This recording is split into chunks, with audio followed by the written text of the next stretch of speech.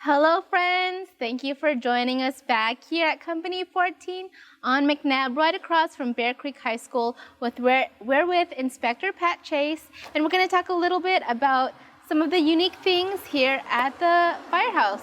So I noticed we have these two signs, Inspector Pat Chase, so can you tell us what these mean? Sure. This says loaner life jackets. What do you suppose that might be for?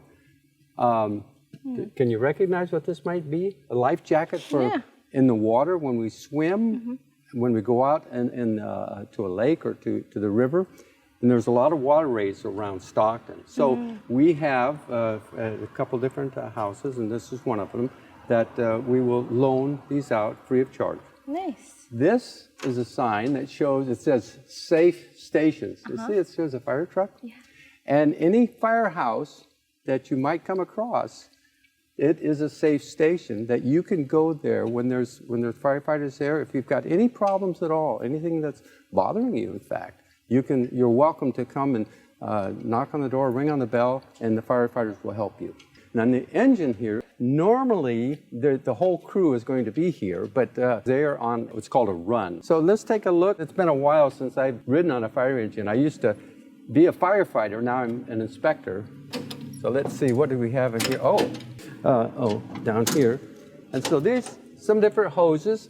You see this? This is a nozzle. This is where the water comes out. And this is all wrapped up like this. And the firefighters take this and put it around their neck, and they can carry this, called a bundle, and then they undo it, it's strapped all together, and they can connect this to extend to make longer a hose that's already out there. And there's some different bundles in here. Okay?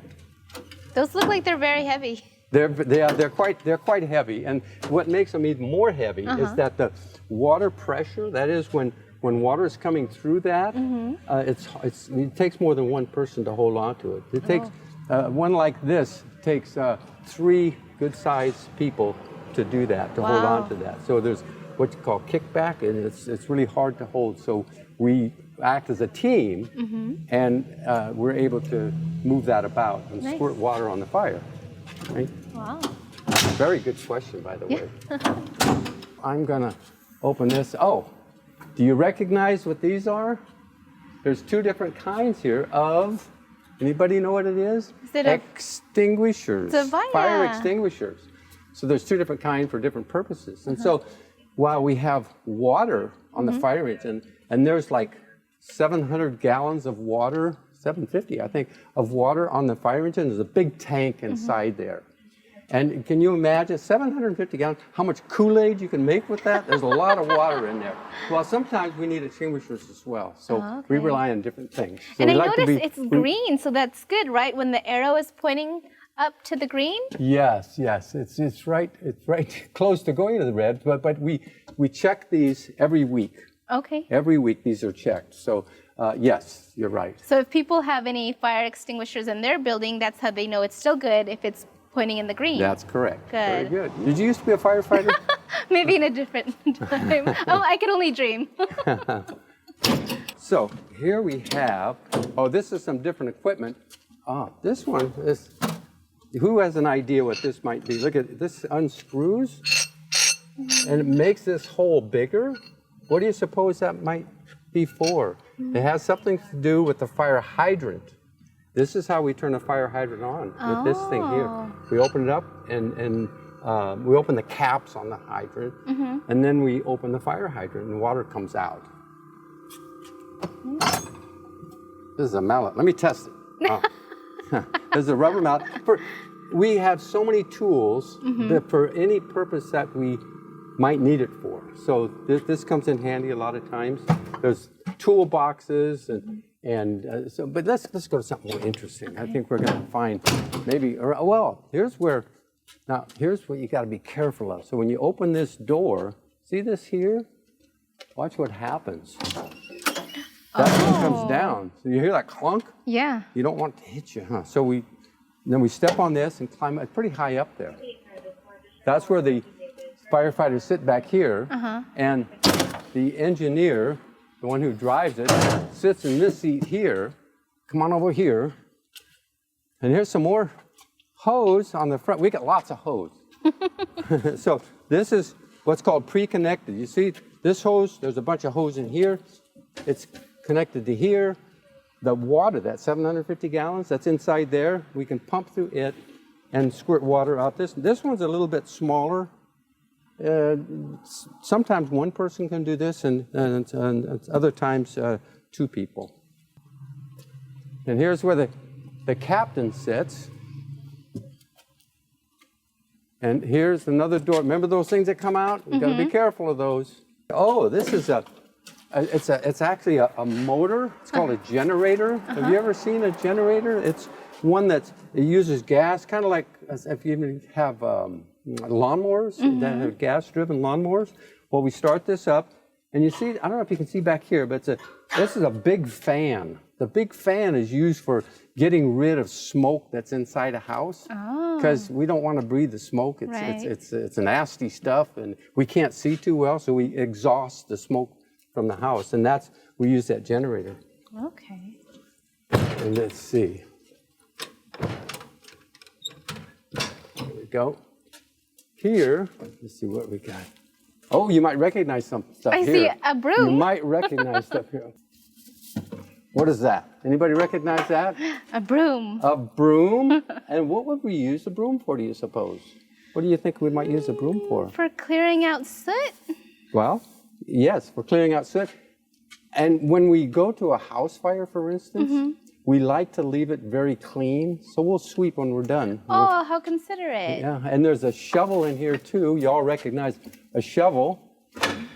And so, remember I said that lots of tools for whatever we need, so we have to remember which tools there are, where they're located, and what the use of each one is. It's very well stocked.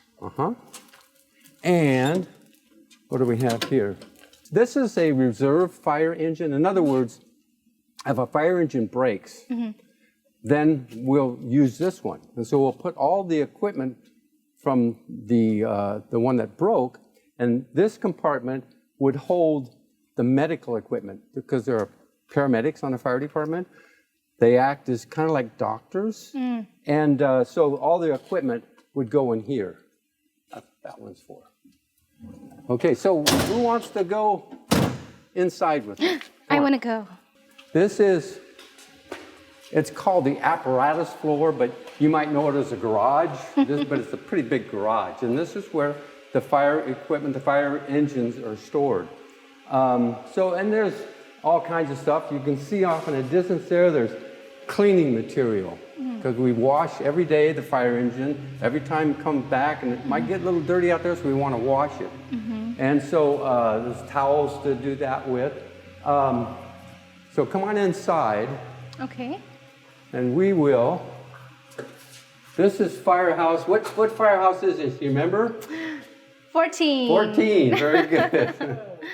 Okay, so come on in. Now, it's a firehouse because this is the firefighter's house, just like your house. You live in a house and you call it a house. Well, this is the firefighter's house.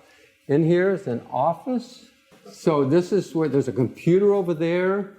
There's a clock up there. What time is it? What time is it up there? 5 minutes to 11, it looks like to me. So if you're late, you better hurry, huh?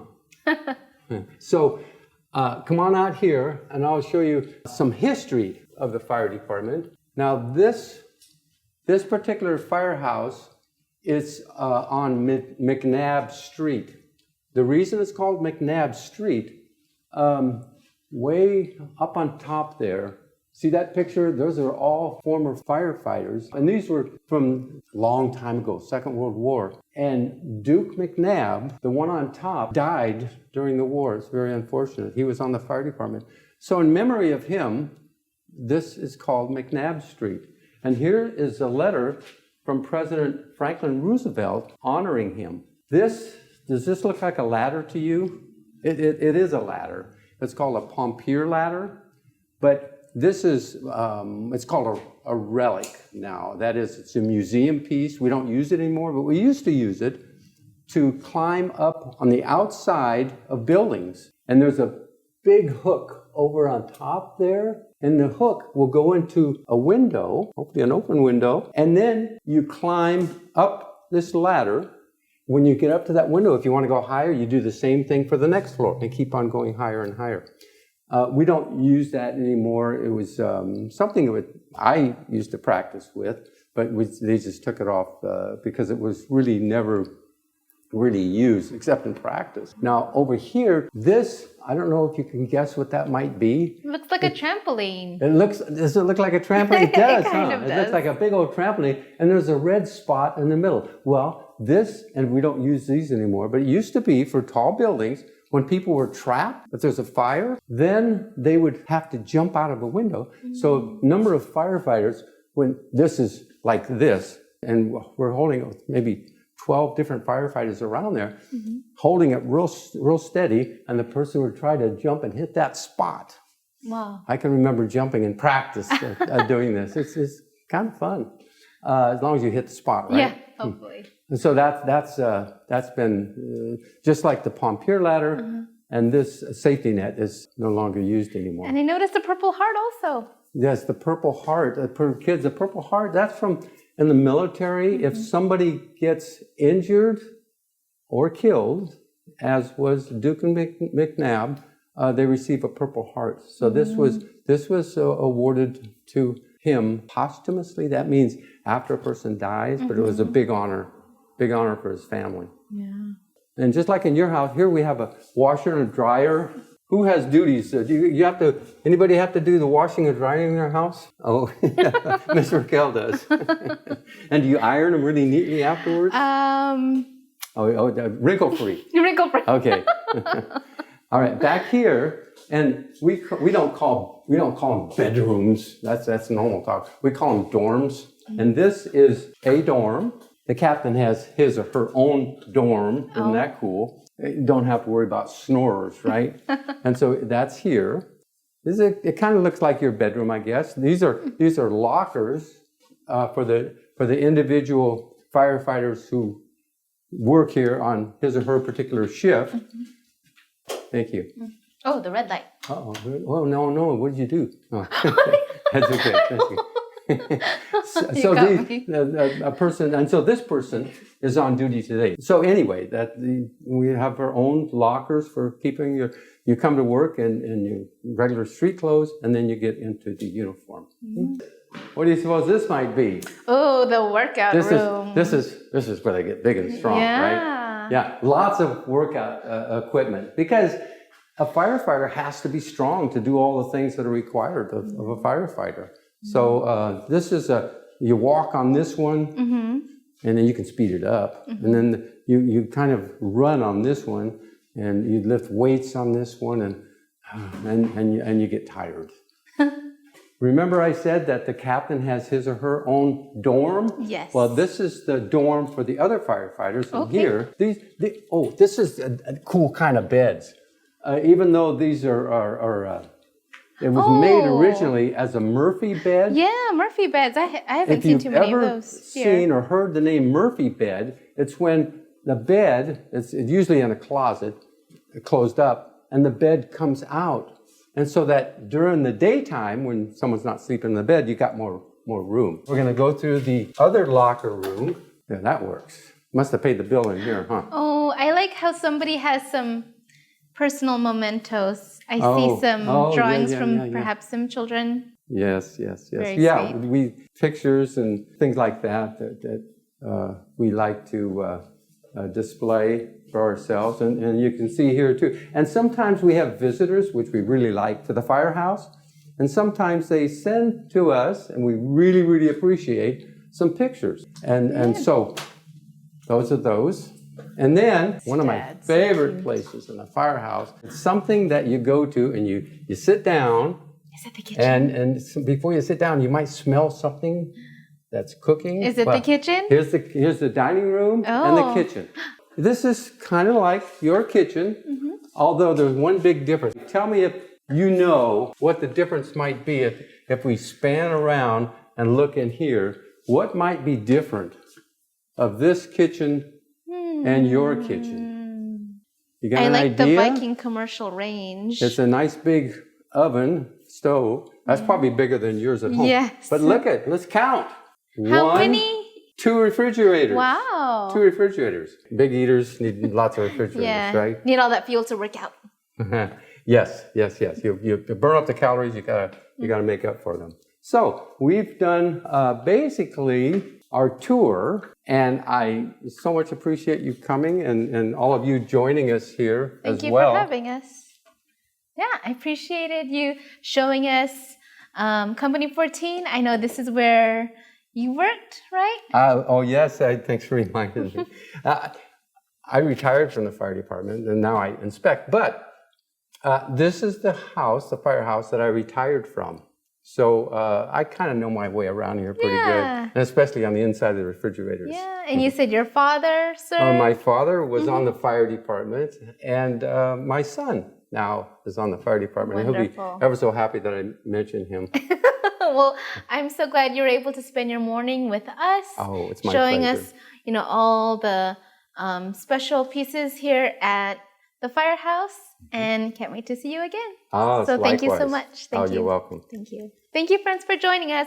We'll see you next time. And if you have any questions or comments that you would like me to ask for our next story time, I can ask our firemen, our fire people next story time. So leave a comment or a question for next time. Have a good day, friends. We're looking forward to it. Thank you. Bye-bye. Bye.